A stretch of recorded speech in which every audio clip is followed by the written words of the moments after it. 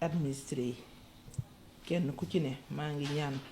yàlla na 2026 dàqal la 2025 mu ànd ak wér tawféex gudd fan ak tabaarakallaa sutura rek sëriñ Babacar Sy doon wax am mbégte loolu nag jàkkaarloog yéen fas yéene ci kem kàttan wax leen li conseil départemental bi nga xam ne nii de 2014 à nos jours la ko askan bi wóolu woon teg ma ci seen bopp ci bopp bi li ma jot a def ay la yéwén ci mandat yi muy mandat 2014 2022 ak 2022 à 2025 jërëjëf. El Hadj donc présidente merci beaucoup ci kàddu yi am solo yooyu nga xamante ni joxe ko muy souhaiter say vœux à la population du département de Tivaouane ak waa Sénégal bi yëpp donc ñu jëm nag ci li nga xamante ni mooy premier mandat de 2014 à 2022 président tey boo ñu doon wax ci année par année lan nga réalisé dans le département de Tivaouane. waaw damay commencer tout d'abord pour wax leen très rapidement lan moo indi tey jii ñu toog fii di wax parce que yéen ñi dëkk Tivaouane xam ngeen ni département lu bees mu ngi juddoo ci réforme boobu ñuy wax acte 3 de la décentralisation nga xam ne en 2013 le président Macky Sall ñëwee ci pouvoir bi moo réformé la décentralisation mooy fexe ba leen na ca kaw ñu koy décider ci état central ñu indi ko ci gox-goxaat yi pour que ñëpp nga xam ne ñoo yom benn pouvoir doon sénégalais kenn bañ koo waat ci loolu la sukkandiku moom le président Macky Sall 2012 à 2023 24 ni naa créé benn réforme boo xam ne nii am na yeneen réforme yu ko jiitu woon par exemple en 72 amoon na réforme boo xam ne nii dafa créé woon donc les communautés rurales en 96 mu amaat beneen réforme boo xam ne nii daf ci dolli donc les régions léegi nag ñu dikk ba 2014 13 sax 2013 la parce que boobu j'étais à la table du conseil des ministres le président Macky Sall ni dafa gis ni régions yi amul efficacité torop parce que réforme bi ñu créé muy décentralisation li ko tax a jóg mooy jege askan bi te région xaw na sori mu ni naa ko def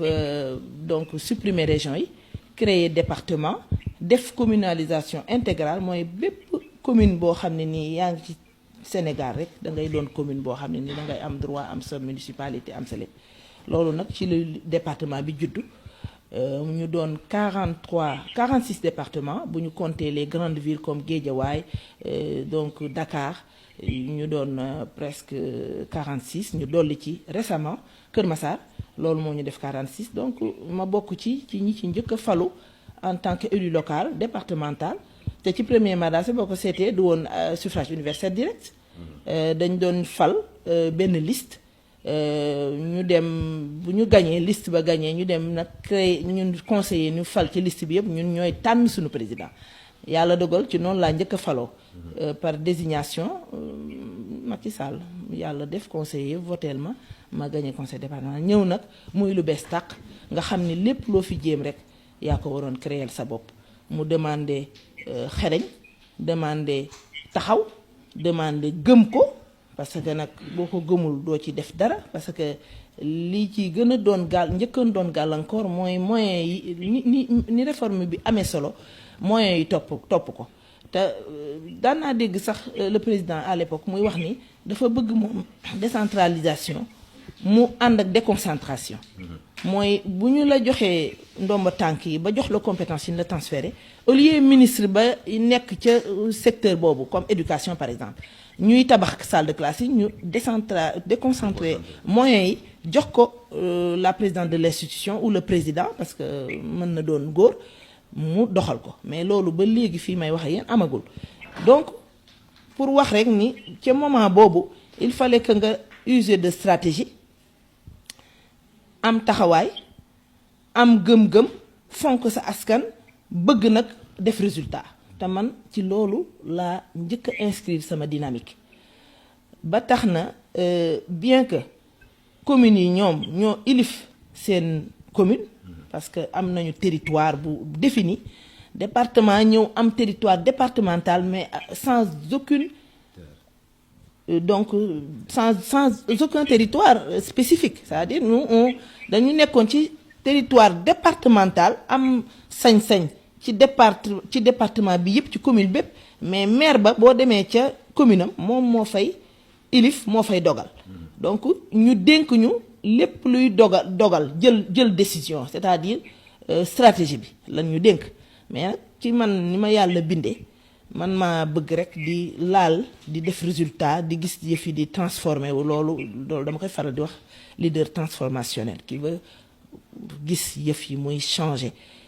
askan bi. léegi nag li ñu njëkk a def bi ñu jëlee département bi mooy tëgg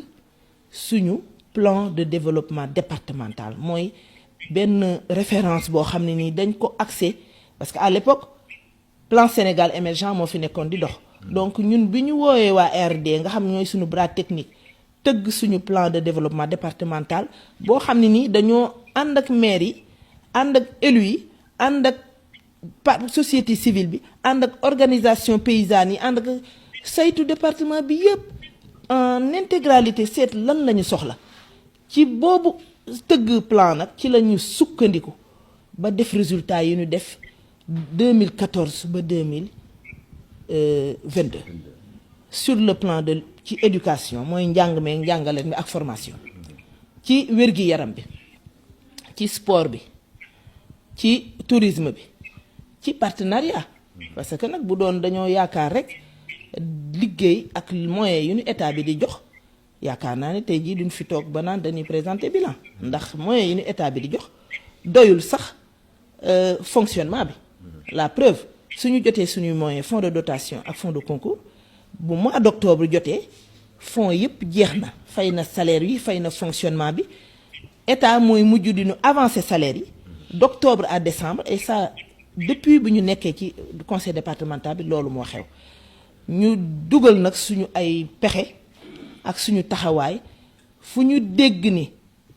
décentralisation jox nañ ko gëdd, fu ñu dégg ni partenariat public privé am na fa njariñ pour département bi ñu sol suñu dàll di dem ci réunion yi di dem ci rencontre yi di dem à l'étranger di toppatoo présenter suñu plan de développement départemental à l'époque avec 30 fiches projet yoo xam ne nii secteur yëpp la couvrir: élevage, agriculture, pêche, santé, éducation, sport, tourisme, culture, lépp fu ñu dégg ni am na lu fay xew rek ñu yóbbu suñu ay fiche projet ni ñun de Tivaouane lii la ñu tëgg bëgg nañu ko ñu ci jàppale. ba loolu nag moo indi réalisation yi nga xam ne li ci ëpp mën naa ne bu dee budget bi 100% 64% yëpp ci éducation la dugg. boo gisee mu dugg ci 64% yi dugg ci éducation bi ñu ñëwee jël conseil départemental dañu transférer compétence éducation ak formation. ñu ñëw ci plan boobu ñu tëggoon gis ni éducation bi sooxee na bu baax, ndax boo tabaxee école def fa 5 salles de classe defoo fa bloc d'hygiène bu xale yu jigéen yi xale yu góor yi di bu ñu soxlaa seen bopp dem fa, am na lu des. suñ fa deful mur de clôture am na lu des. suñ fa deful bloc scientifique boo xam ni les enseignants suñu defee seen ay devoirs élèves yi foofu la ñuy toog dallu mën a jël tuuti temps ci seen corriger copie, xam nga loolu tamit mooy lu eggul. Donc il fallait, comme def nañ plan de développement départemental saytu loolu lépp ba xam ni les 42 ou 45 collèges et lycées du département ku ci ne manqué nga loolu, ñun suñu rôle moo doon dabaatal ko. Ce qui fait que aujourd'hui entre 2015 et 2022 23 murs de clôture yoo xam ni amul woon te école yi am na, physiquement am na, administrativement am na, amul woon loolu ñu def rattrapage bi mooy bu suñu budget ñëwee ñu choisir chaque année 2 ou 3 murs de clôture, en sachant que ni mur de clôture nag suñ ko waxee nit ñi dañ naan loolu moom xam naa du war a cher, mais mur de clôture ba ci gën a yomb 12 millions la. Parce que cours d'école yi gis ngeen ni mu yaatoo. biñ ci njëkk a def mooy kër Ndiobo gi nga xam ne nii 500 mètres linéaires la. ñu dépensé ci 15 millions pour defal leen seen mur de clôture ndax foofu problème la woon bu rëy chef de village yeeg quartier yeeg yëpp ñëw seet si ma ni ma suñu élèves yi dañu nekk ci classe yi ay xajak ay mbaam ak ñëpp di leen fekk ci biir salle de classe yi di leen perturber moo tax mooy mur de clôture bi njëkk a defar ci conseil départemental mu coûté ñu 15 millions mu doonoon une demande sociale ci école boo xam ne ni depuis Senghor la nekkoon foofu xam nga kon conseil départemental foofu rek déjà mën nañoo wax ni am na fi njariñ voilà ñu continuer loolu def recensement mur de clôture yëpp def ko ci école yi ba entre 2015 ba 2022 daal 23 murs de clôture yoo xam ni def nañ ko ci école yi ci département école yi département parce que ma leen koy fàttali 42 collèges ak lycée ñoo nekk ci département Tivaouane yoo xam ne nii conseil départemental lañ ko dénk sans yónnee ñu moyens yi ñu ko war a toppatoo kon suñu maigre ressources yooyu la ñu dajale ñu dem fu mel ni Kër Mbir Ndaw en loolu defe naa mooy première réalisation donc collège flambant neuf keroog man ak ñoom Chérif yi ñoo ànd di def visite des lieux proximité comme ça dafa sama doon def chaque semaine ma jël ñaari commune wala ñett dem seeti leen seeti maire bi toog ak maire bi def donc waxtaan seet lan moo fay kii mooy visite d'immersion comme on dit bi ma demee ñu ni ma ñu yóbbu ma ci benn école boo xam ne ni du sax école abri provisoire la ñu benn ku nekk France moo mën këram eggul ma abal leen ko ma fekk fa ñetti salle de classe ma ni leen fii ñaata élèves ñoo fi war a jàng ñu ni ma fii normalement 700 élèves ñoo fiy jàng bu ñuy jàngee tey bu ëllëgee ñu du jàng ma fekk leen ñu toog ci ay briques du ma ko fàtte mukk ci ay briques laa leen fekk ñu teg ko ci ay néeg yu eggul ma daal ne lii de jar naa lijjanti bi ma ñibbisee mu amoon 30 millions yu ma viré loon ci benn partenariat ma daal ne lii daal naa ko jël consacré ko ci collège boobu ca laa tabax foofu 4 salles de classe def fa bloc d'hygiène def fa mur de clôture bi Serigne Mbaye Thiam à l'époque ñëwee di ma ko inaugurer ci la ni ma dinaa la construire le mur le bloc administratif defee ma équipé ko table banc ce collège là bërki dem bi ñu demee di inaugurer le CM de Kémaay ca lañ ma jox information que ne élèves yooyu nga xam ne nii ñoom it créer nañ leen seen CM bu bees boo xam ne ni déjà 4 salles de classe bërki dem rek matugul ñetti fan ci laa dem inaugurer fa la ñuy dem di jàngi donc collège bu ndaw boobu rek mi ngi désengorgé ba jël ay élèves yoo xam ne ni ils font presque 4 kilomètres pour dem egg fa jàng pour wax leen fan la éducation doonoon un problème dans notre département ñu adjugé ci former les conseillers parce que dama wax éducation def wax formation ci la ñu former suñu conseillers yi wax leen lan mooy acte 3 de la décentralisation parce que li may faral di wax rek Laxdari yu sax boo ko dee jàng première phrase bi ci nekk ci Laxdari yu mooy lépp looy def na nga xam lan la ak naka nga ko war a defee ci loolu ci laa sukkandiku ma ni sama conseil yi dama leen di defal benn formation ci acte 3 de la décentralisation pour ñu xam lan moo ñuy xaar li ñuy xaar doon lu rëy membre du bureau yi am ci part bu ñuy jouer man ma nekk capitaine bi war a def sama liggéey nam ko waree bu ko defee ñoom ñu topp ci man di ko liggéey ci loolu ci lañ def 3 salles de classe à Kër Mbir Ndaw donc def aussi bloc d'hygiène yi wax naa ko équipé 3 salles de classe de table banc ku ne xam na ni problème la ci département bi parce que chaque année les bons bienfaiteurs les mécènes le maire tout le monde dañuy def seen gafaka loxo ci seen gafaka jël budget yooyu te table banc nit ñi dañoo xamul ni benn table banc nag 40 000 lay def donc 10 table banc 400 000 soo mayee nit 100 table banc may nga ko 4 millions. Ça coûte très cher parce que surtout avec après la Covid on a vu la flambée des prix de tous ces matériaux moom moo tax ñu def ci chaque année ñu jël ci suñu budget 14 millions voire 15 def ci 500 table banc te table banc yooyu duñ ko distribuer de manière arbitraire les proviseurs les donc directeurs d'école les inspecteurs ñoom ñooy def des demandes écrites adressées ko ci conseil départemental bu ko defee ñu recenser leen ku ci ne ñu doté la ñu am parce que nag mënuñu lépp waaye dinañ ca def daal ba léegi mën nañoo wax ni table banc yi ci département manque bi mu amoon criard résorbé nañ ci lu bëri ba bërki démb defoon nañu commande presque 250 table banc yoo xam ne ni incha allah bu ñëwee ñu dimbali leen bàyyiwuñu risographe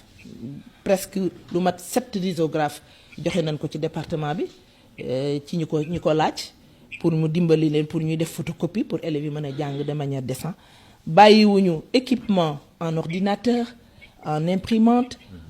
en équipement même de salon il y a même pas longtemps une enveloppe de 50 millions la ñu jël consacré ko ci jënd ci loolu lépp jox ko élèves yi jox ko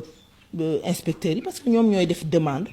exprès daal ni xam ni compétence boobu ñun lañ ko transféré suñu ko joxee ñu étudier ko def répartition équitable sëlu du yooyu giir du delloo loxoy neen ñu daal di leen di jàppale parce que loolu la ñu sant li ma wax ci éducation mën naa fee toog ba. mu mel ni bloc scientifique bi ko le président Macky Sall defee Tivaouane pour mu fonctionnel aussi am na loo xamante ni def nga ko. Voilà, c'était un 11 décembre je me souviens 2015 la même année ci laa nekk nii mu ñëw ñu inauguré ko parce que Macky Sall de Senghor à son arrivée il y avait que 2 blocs scientifiques dans le Sénégal bi mu ñëwee mu décidé def 8 blocs scientifiques supplémentaires daal di ci tànn Tivaouane yàlla dogal na ñi ñu nekkoon Tivaouane nekk ci politique bi amoon nañu fu leen Macky Sall teg ba nga xam ne lépp lu ñuy séddale man de bi ma nekkee ministre lépp lu ñu tudd fexe naa ba Tivaouane jot ci wàllam. bloc scientifique bi bañ koy décider boobu j'étais à la table des conseils di ma ne ko président defaral ñu mu daal di koy accepter lépp ba ci préfecture bi ci sama làmmiñ wii la génne parce que préfecture bi commencé nañ ko bàyyi ko fi 13 ans kenn kii ko ci sama làmmiñ wii la génne parce que loolu tamit mooy suñu rôle suñu engagé wu politique nekk ci wetu ñiy décider lu ñu sàkk rek nañ ca xeex ba indi ci Tivaouane loolu moo tax Tivaouane amul benn souci ci liñ doon distribuer dispatché parce que chaque fois il y avait de bonne volonté ñu taxaw man mi ci laa bokk ñu taxaw kaasal Tivaouane donc ñu tabax fii benn bloc scientifique mu ñëw di ko inauguré bi ñuy dem di visiter mi ngi sol ay marakis di xaw a fakastaloo ni mu ne ma yow lan ngay xaar pour pavé fii mais kaf ci rek la ko duggee woon xam na ni amuñu xaalis ma ne ko bu soobee yàlla dinaa ko def et c'est sur ça que je me suis basée pour même pas un mois ma defar leen pavé équiper leen si ordinateur wutal leen gardien mu leen di garder yooyu yëpp dafa bokk ci suñuy prérogative dans le domaine de l'éducation ba tax na Chérif li ñu mën a wax ci éducation daal mooy en résumé voilà les daara modernes l'institut islamique de Serigne Abdou Aziz Al Amine ñëpp kon dinañ leen defal subvention 2 millions par an chaque année ñu jox leen pour ñu mën a injecter ci seen budget mën a fonctionner fonctionnement bu jaar yoon bàyyiwuñu formation des femmes élues nga xam ni consacré nañ ci ay millions et des millions chaque année au mois de mars au lieu ñu doon nekk ak ñoom di nuróolee ka fecc dama institué woon chaque année ñu def dépistage des cancers de femmes col de l'utérus sain ñu def ko sur une cible de 500 femmes bu ñu ko defee ba pare def formation en teinture en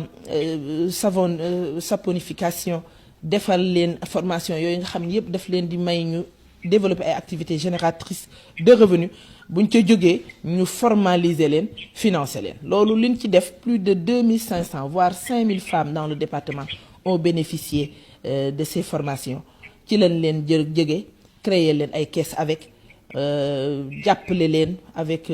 donc des fois des moyens personnels yoo xam ne nii partenariat lañ koy jëlee à raison de 200 voire 100 000 francs par caisse ci la ñu bëri commencé di suqalikoo ba am seen activité génératrice de revenus ci département bi loolu tamit muy volet formation ñu dem ba ci biir entre 2000 donc toujours 15 à 2022 ñu xam ni la formation au métier est une nécessité ndax dama doon dégg ci sama doom yeeg sama jarbaat yi nga xam ni parce que département bi nag loolu la ñu fi nekk ñëpp ñoo bokk benn ndey bokk benn baay koo ci jurul xam nga ndeyam wala nga xam nga baayam bu ñu daan wax naan ICS madame la présidente bu ñu soxlaa recrutement du ñu jël ci département bi nga ne lu tax ñu ni nee na on n'a pas assez de formation c'est sur cette vision ak compte tenu ci plan stratégique boobu ma leen doon wax ci la ñu tëgg benn création d'un centre de formation au métier à Niakhène pour wan département bi ni ko du lépp Tivaouane lañ koy def ndaxte boo élifee département bi da ngaa élif 18 communes donc toutes ces communes sont d'égale dignité donc il nous fallait dans cette partie ci nga xam ne nii dafa sori Tivaouane muy wax le Cayor des profondeurs ñu xalaat leen. parce que ñooñu seen école yi bi ñuy ñëw ñun jël département bi pour c'est une parenthèse mais lu am solo la dañu fekk école yu bëri bu ñu jàngee ba 15 heures ñu wàcc. pourquoi parce que amul woon électricité. ñun ñoo jël presque 18 millions dem xëcc électricité bi ci biir dëkk ci benn poto dugal ko Ñaaxeen dugal ko ci village environnant ca la sax population yi doxe daal di xëcc seen courant définitivement loolu moo fa dindi jàng ba 15 heures nga wàcc kon bu ñu leen defalee loolu am benn remarque bu ñu def ci xale yi nga xam ne dañuy wut liggéey ICS ñu leen di def cette reproche là il fallait qu'on saisisse cette occasion cette opportunité pour créer fa benn centre de formation au métier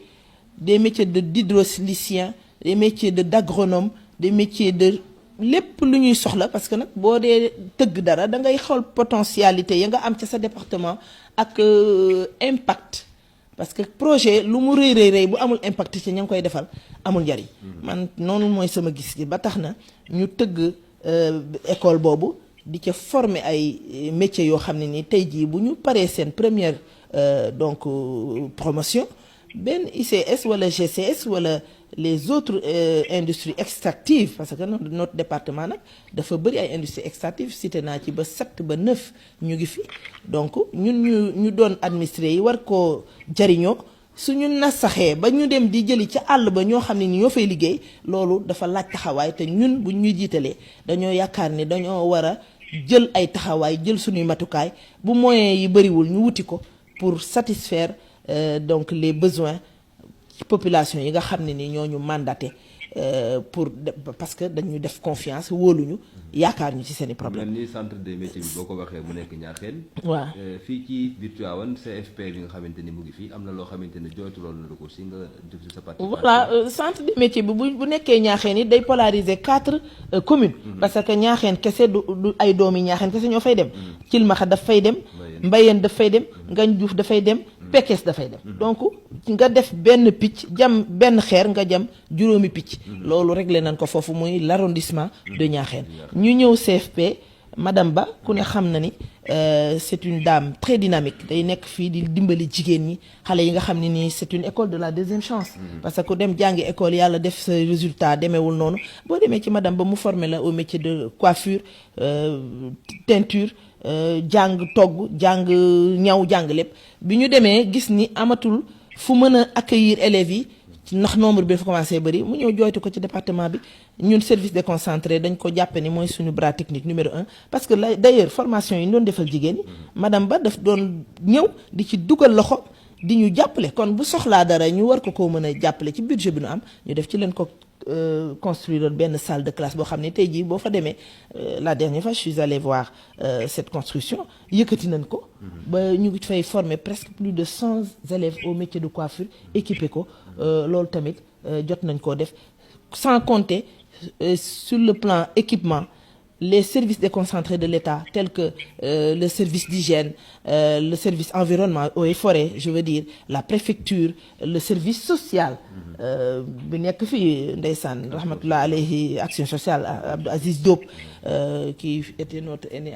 au collège Aïdara je passe sous ton contrôle ñoom ñëpp da daan ñëw di solliciter le conseil départemental pour ñu jàppale handicapés yi wutal leen matériel flanant la dernière en date c'était d'un coût de 12 millions ñu jël ko équiper leen jëndal leen ay tissus jëndal leen ay kii ñoom ñëpp ba léegi dañ koy fàttali te budget ren bi incha allah dugal nañ leen ci pour compléter leen yi nga xam ne pour wax rek volet éducation rek man daf ma ñor ma insister ci parce que nag éducation mooy levier bi nga xam ni ku ci yàgg a sax da nga dem ba sa réew dana mel na nga bëgg boo ko bëggee weddi laa jël Chine ak les pays asiatiques dañuy demee ba xam ne ni dañuy suux ci biir ñàkk ak ndóol dañoo jël seen budget yi ëpp def ko ca njàngum xale yi organiser nañ ci voilà ci la ñu amee seen pays tey jii ba ñu naan Chine ak Asie ñooy doon première puissance du monde loolu njàng ak njàngale man nag foofu laa teg sama tànk dama daan dégg le président Ablaye Wade mu naan dis-moi quelle jeunesse tu as je te dirai quel pays tu seras sa ndaw boo ca defee am njàng def ci am njàngale def ci xam-xam fexe ba outiller leen jox leen formation lu mu yàgg sa pays dina mën a jëm kanam ndax ndaw yi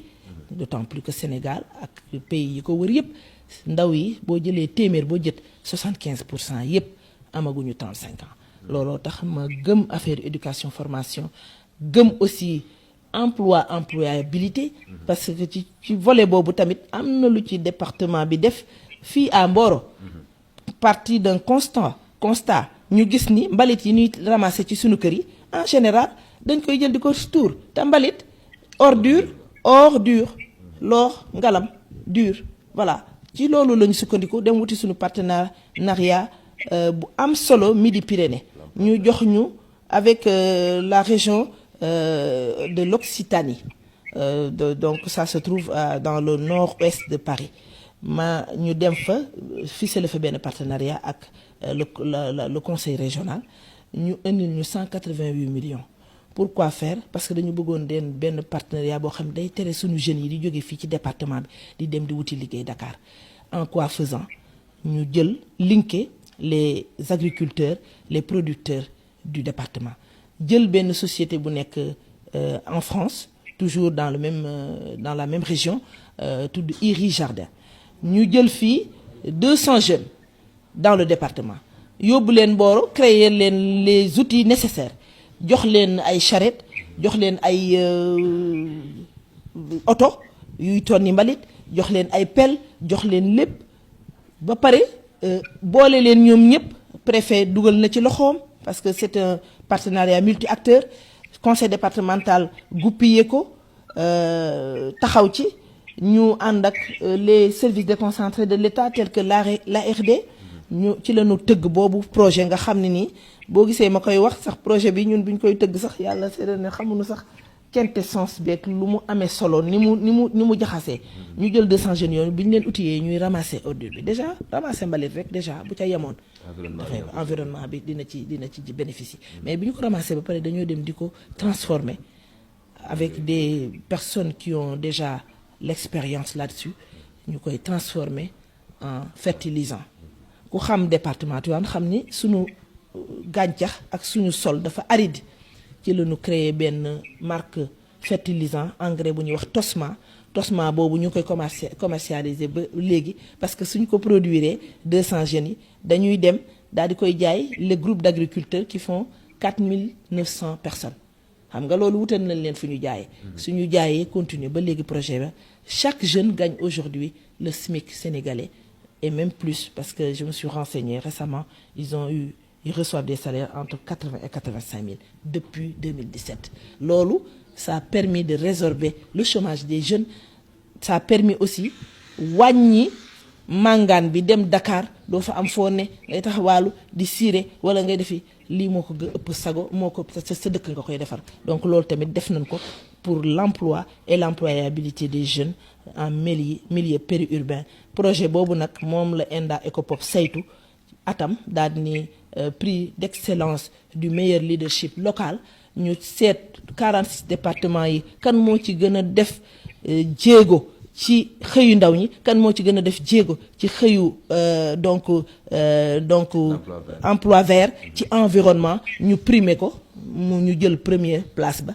ñu toog tuuti waa Maroc dégg projet bi ak ni mu amee solo parce que buñ koy saytu ay experts ñoo toog daal ni lii de lu xereñ la lu baax la te dañ ko war a sax dupliquer ci département yépp parce que buñ ko dupliquer non seulement saleté dina fi jóg environnement bi dina respirer xale yi dinañ am ndaw am xëy te dootuñu demati di màngaane muy un problème bu voilà ba pare suuf si fendi loolu moo ñu ko tax ñu primer ñu ko ENDA ECOPOP à Dakar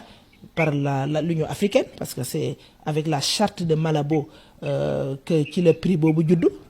prix du meilleur leadership local ñu dem aussi Africité CGLUA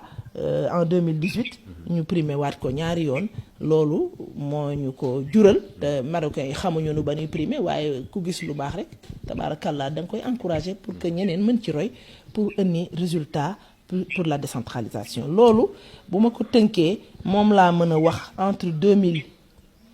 2014 ba 2022 sur tous les plans. Le plan de la santé n'est pas en reste parce que la compétence santé dañ ñu ko transféré mais ma doon sax de facto en tant que présidente du conseil départemental la présidente du conseil d'administration de l'hôpital Mame Abdou Aziz Sy Dabakh ku ne xam na ni brassard rouge